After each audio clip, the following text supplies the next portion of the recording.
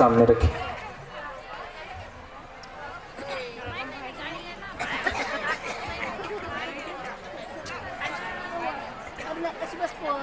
नमो बुद्धाय, जय भीम। मैं तो ये समझ के कारंजा में आया था कि भाई यहाँ की मेरी जय भीम की आवाज़ है वो शायद दिल्ली या बॉम्बे तक पहुँचेगी, ये तो मेरे तक भी नहीं पहुँची। जय भीम। थोड़ा सा ठीक लगा कि मैं कारंजा में आया हूँ। बंदे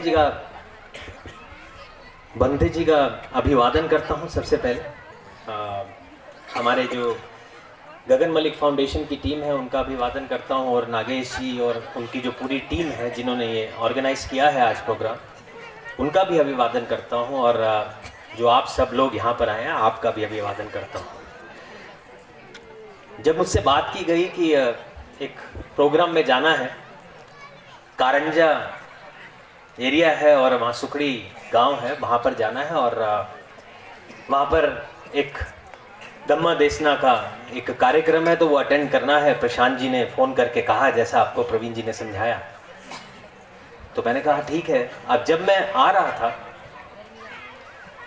गाड़ियाँ चलती जा रही थी अंदर और रास्ता खत्म ही नहीं हो रहा था, तो मैंने कहा इतनी अंदर के अंदर कोई होगा भी हमारी धम्मा देसना सुनने के लिए। तो लेकिन जब मैं अंदर पहुंचा और देखा कि इतने सारे लोग, स्पेशली महिलाएं यहाँ पर खड़ी हैं, तो मन बहुत ही खुश हुआ कि मेरा मन किया कि आप सबका एक अच्छे से अभिवादन कर दूंगी। धन्यवाद बहुत बहुत। मुझे इसकी हिस्ट्री बताई गई अभी बड़ी इंस्पायरिंग बात थी कि उन्होंने कहा ये बिहार हमने आटा इकट्ठा किया, आटा इकट्ठा करके उसे बेच के धीरे धीरे करके ये बिहार बनाया। तो मैं तो ये सोच में पड़ गया, मैं कैलकुलेशन करने लग गया कि भारत में चलो बुद्धिस्ट 1% है, बाबा साहब को मानने वाले करीबन 35% हैं। अगर इन सब ने मुझे एक एक कटोरी आटा दे दिया तो मैं 84,000 स्तूप बना दूंगा, टेम्पल बना दूंगा, मूर्तियों की तो बात ही नहीं। ये आइडिया तो इस गांव ने, इस छोटे से गांव ने इतना बढ़िया आइडिया दे दिया कि इस पे कुछ ना कुछ मुझे सोच विचार करना पड़ेगा, और वाकई में कुछ लेकर जाऊंगा आज यहाँ से। मैं जो आज आपके बीच में आया हूँ, कुछ बुद्ध मूर्तियाँ हैं, उनकी बात ये करते हैं कि 84,000 मूर्तियों का संकल्प लिया मैंने देखा कि सम्राट अशोक ने 84,000 स्तूप बनवाए थे और सम्राट थे, तो मैं भारत के लिए कुछ तो मुझे करना चाहिए। लेकिन इससे पहले कि मैं ये सोचता, मैं आपको थोड़ा पीछे ले जाता हूँ। मैं एक हिंदू परिवार में पला बड़ा, मेरी सारी हिस्ट्री, वैसे मेरे जितने फाउंडेशन के लोग हैं, मैंने कोई पैसा नहीं दिया इनको बोलने के लिए, इन्होंने दिल से बोला है। मैं ये सोच में था कि एक हिंदू परिवार का लड़का, रोल भी बहुत किए, रामायण में राम का किया, हनुमान में भी राम का किया, अयोध्या में भी राम बना के ले गए। इस साल भी दीप उत्सव में हमारे प्रधानमंत्री भी आए थे, वहां पर भी राम बन के मैं ही गया। लेकिन वो मेरा काम है, मेरा प्रोफेशन है, आज का नहीं, आज 15-20 साल हो गए मैं, एक एक्टिंग मेरा प्रोफेशन है, और उसका मैं सम्मान इसलिए करता हूँ, उससे मेरा घर चलता है। और दूसरा, आज मैं बौद्ध हूँ, उसका कारण भी यही है कि मैं ये एक्टिंग का पैशन, उसका रीज़न आपको बताता हूँ। श्रीलंका में एक ऑडिशन हुआ, जैसे टेस्ट लेते हैं कि एक बुद्ध के ऊपर फिल्म बन रही है, और डायरेक्टर और प्रोड्यूसर मुंबई में आए, वहाँ पर 50-60 लड़के थे और मैं भी लाइन में था, एक एक करके सबका इंटरव्यू ले रहे थे। कह रहे थे कि एक फिल्म बनानी है बुद्ध के ऊपर। तो जब मेरा इंटरव्यू की बारी आई तो मुझे देखा उन्होंने, तो कहा कि अच्छा एक बात बताइए, आप शराब पीते हैं? मैंने कहा नहीं। सिगरेट पीते हैं? कहा नहीं। गर्लफ्रेंड तो बहुत सारी होंगी? मैंने कहा नहीं। पार्टी भी करते होंगे? फिर मैंने उनको रोका, मैंने कहा कि आप मुझे मेरी निजी जिंदगी के बारे में जानने आए या कोई ऑडिशन लेने आए? आप, मुझे तो ये कहा गया था यहाँ पर फिल्म का ऑडिशन चल रहा है। तो कहते कि बात ये है, तुम्हारे लिए शायद ये फिल्म होगी, मैं श्रीलंका देश से आया हूँ और आज तक श्रीलंका में भगवान बुद्ध के ऊपर कोई फिल्म नहीं बनाई गई, क्योंकि किसी में इतनी हिम्मत नहीं है कि उसके ऊपर कोई वो फिल्म बना सके। आज 6 साल के बाद महासंघ के साइन करने के बाद, श्रीलंका के राष्ट्रपति के साइन करने के बाद स्क्रिप्ट के ऊपर ये कहानी सही है, हमें परमिशन मिली है, तो मुझे ये जानना ज़रूरी है कि जिस लड़के का मैं ऑडिशन ले रहा हूँ वो इंसान तो सही है कि नहीं है, इसलिए सारे प्रश्न पूछ रहा हूँ। मैंने कहा ठीक है, अच्छी बात है। अब मैं सोच में पड़ा, मेरे लिए एक हिंदू परिवार का लड़का, और सच में कहूँ तो मुझे बुद्ध के बारे में वाकई भी मालूम नहीं था। बुद्ध के बारे में इतना ज़रूर मालूम था, ये गौतम बुद्ध है और एक शांति का प्रतीक है, शायद पक्का, वो भी पक्का नहीं था। इतनी जानकारी के साथ मैं आगे बढ़ा कि चलो ठीक है, मैं इसके बारे में देखता हूँ आगे क्या होता है। अब उन्होंने करीबन 300 लड़कों का टेस्ट लिया। 300 लड़कों में से 3 लड़के रह गए लास्ट में। अब वो 300 लड़कों में से 3 लड़कियों को 2 महीने के लिए श्रीलंका में रखा गया, ये देखने के लिए ऑडिशन टेस्ट, किस तरह के इंसान है, उनका स्वभाव कैसा है। वो होने के बाद जब प्रोड्यूसर डायरेक्टर ने ये सोच लिया कि ये मुझे लेंगे, तो मुझे बोलते कि मुझे दिल्ली जाना है, कुछ काम है। उस समय मैं दिल्ली में रह रहा था, मेरा परिवार दिल्ली में, तो मैं दिल्ली आना चाहता हूँ, तुम्हारे साथ थोड़ा समय बिताना चाहता हूँ। मैंने कहा आइए, मैं होटल आपका पास में ही है, मैं बुक करा दूँगा। कह रहे नहीं, मुझे आपके साथ ही रहना है। वो एक मेरे 75 साल की उनकी उम्र थी, और 1 हफ्ता 7 दिन वो मेरे साथ, मेरे घर में मेरे साथ रहे, देखने के लिए मैं और पक्का कर लूँ, परिवार को भी देख लूँ, इसको भी देख लूँ। फिर उन्होंने मुझे इस किरदार के लिए चुन लिया। तो मुझे वहाँ जाकर फ़ोन आया कि आप ये किरदार कर रहे हैं, आपको बहुत बहुत मुबारक। और मैं बहुत खुश हुआ।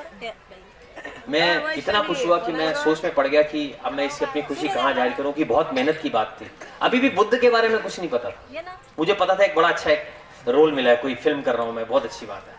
अब मैं श्रीलंका पहुँचता हूँ फिल्म की शूटिंग शुरू करने के लिए। तो एक अभिनेता होने के कारण ये मेरी ड्यूटी बनती है कि जो किरदार मैं निभा रहा हूँ उसके बारे में पढ़ूँ तो सही, वो कौन थे। फिर मैंने बुद्ध का चरित्र पढ़ा, सिद्धार्थ की कहानी पढ़ी, बुद्ध की कहानी पढ़ी, धम्म पढ़ लिया। अब तो धम्म पढ़ लिया जिसने, तो बस उसका जीवन तो उलट पलट होने का पूरा चांस बन जाता है। वहां पर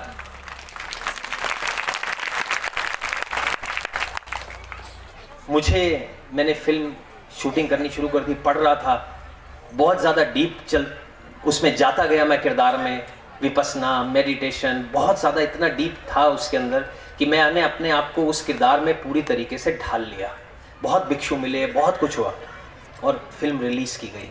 पहला दिन था, राष्ट्रपति श्रीलंका के आए, बड़े बड़े मंक्स आए कि पहली बार एक फिल्म बनी है देखने के लिए, और फिल्म को बहुत सराहा गया। और बात कहानी यहाँ तक पहुँच गई कि वो आज तक की श्रीलंका की सबसे बड़ी हिट फिल्म श्री सिद्धार्थ गौतम।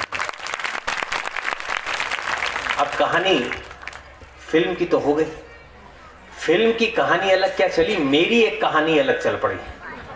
अब मैं ये सोच में पड़ गया कि अब मुझे एक्टिंग करनी है या धम्म का प्रचार प्रसार करना है। इतना अच्छा धम्म, बुद्ध का, सिद्धार्थ का सेक्रीफाइस जो हम जानते ही नहीं आधे से ज़्यादा लोग, वो जब मैंने किया, किरदार निभाया, तो मैंने सोचा इसका प्रचार प्रसार दूसरे देशों में होना चाहिए। भारत में तो अभी आए नहीं था। तो मैंने श्रीलंका के गांव-गांव जाकर, यहाँ तक कि जेल में जाकर, जहाँ जहाँ सिनेमा नहीं पहुँच सकता, वहाँ पर एक गाड़ी, बड़ी LED ट्रक में फिल्म लगाकर और प्रचार प्रसार यूँ करना शुरू किया। और इतने लोग वहाँ पर इकट्ठे होते थे।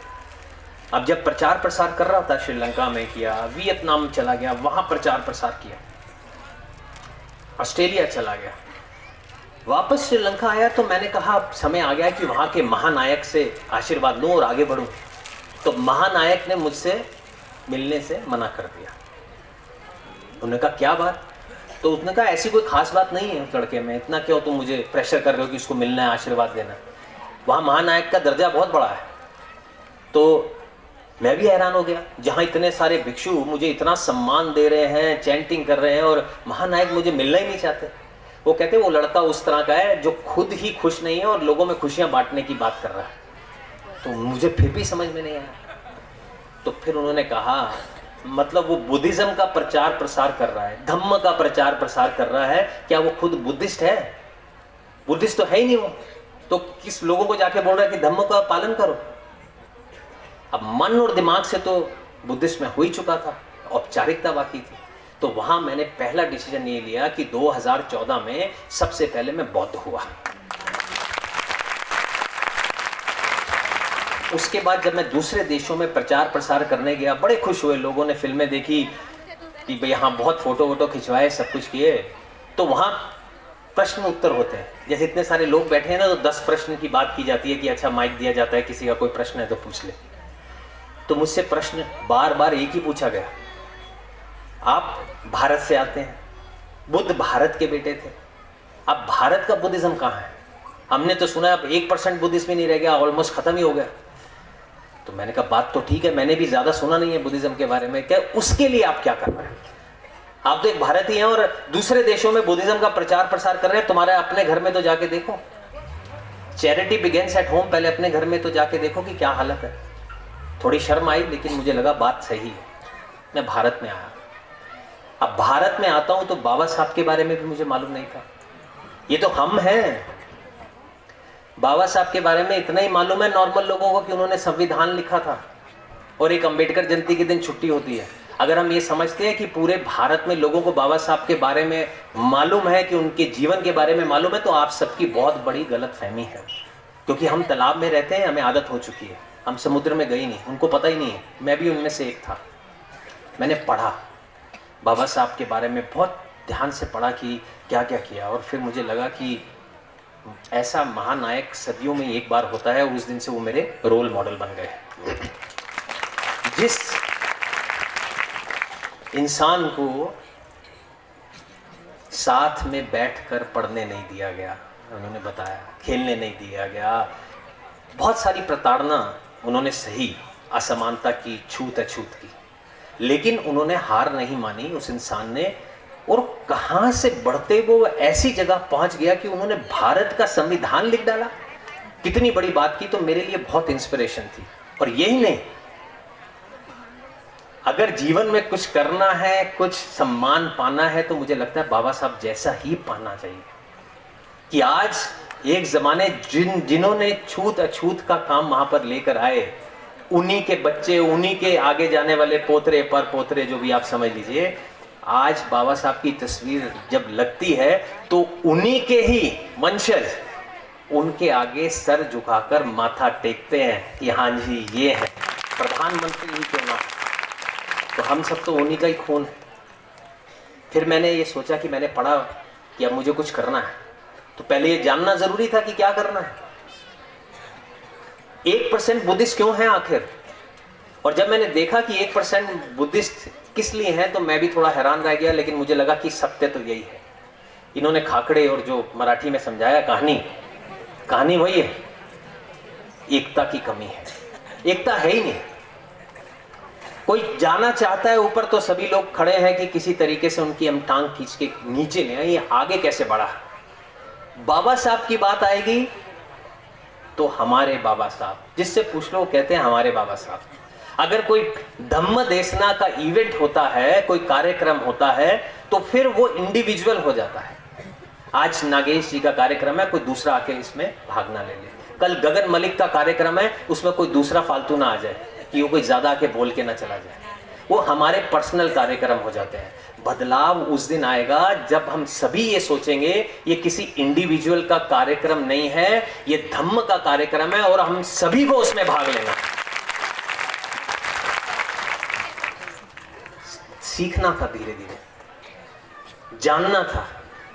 तो सोचा कि 84,000 बुद्ध की मूर्तियां बांटता हूं। कई बार गांव में गया तो देखा कि छोटे छोटे विहार हैं जहां अच्छी मूर्तियां नहीं हैं। तो सोचा कि चलो डोनेशन में मांग कर आगे कोशिश करते हैं कि ये काम करने की। और हजारों की तादाद में आज मूर्तियां बांटी जा चुकी हैं। और आने वाले समय में ये भी पक्का है, आने वाले समय में ये भी पक्का है कि कोई भी विहार भारत में ऐसा नहीं रहेगा जहां भगवान बुद्ध की मूर्ति नहीं होगी। ये मेरा वादा है। और जानना था तो सोचा कि चलो अब थाईलैंड जाना है, तो मैंने सोचा भिक्षु बनना चाहता हूँ। काफी समय से सोच रहा था कि 15-20 दिन के लिए भिक्षु बनना चाहता हूँ। थाईलैंड में जाऊंगा, थोड़ी देर वहां बुद्धिज्म बड़े अच्छे से फॉलो होता है, तो शायद कुछ सीखने को अच्छा मिलेगा। तो गया। एक एक्टर के लिए बहुत सब कुछ, उसके बाल, उसकी आईब्रोज, सब कुछ हमारी जो सुंदरता है उसी से। तो सबसे पहले तो वो सुंदरता से ही दूर करते हैं, आपके बाल हट गए, आपके आईब्रोज भी हटा दिए। मैंने उनसे कहा, मैंने कहा ये पॉसिबल है कि मेरे आईब्रोज ना हटाओ आप? उन्होंने कहा नहीं, ये भी हटाना पड़ेगा। तो हटाया।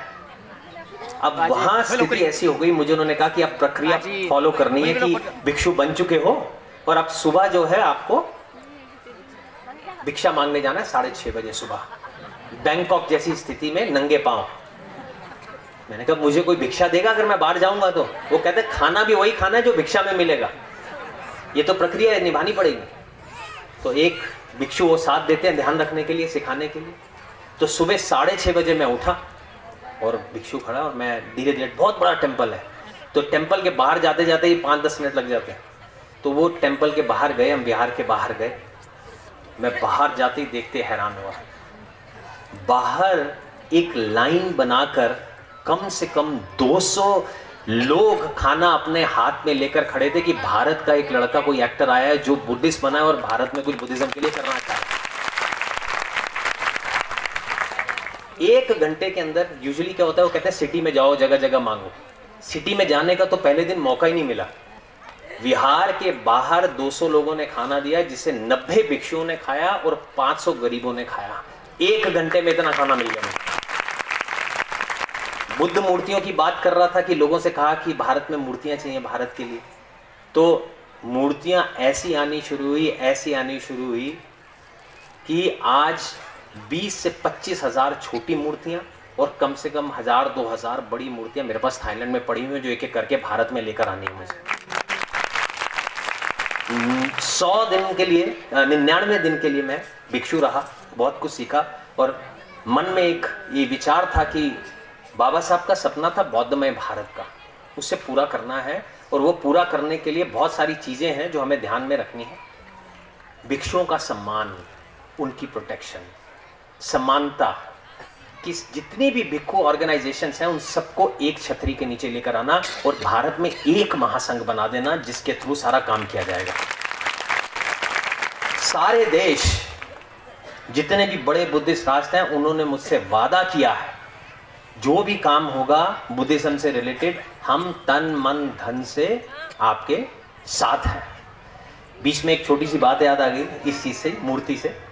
मैं अभी गया था बिहार में, मैंने एक मूर्ति देखी पड़ी है जो उन्होंने रखी है बिहार में। जो मूर्ति, वो मूर्ति मैंने देखी है, फाइबर की मूर्ति है। तो मैं वो जो मूर्ति है उसको बदल के एक पंच धातु की मूर्ति मैं आपको, नागेश जी को, बहुत जल्दी पहुंचा दूंगा बिहार के।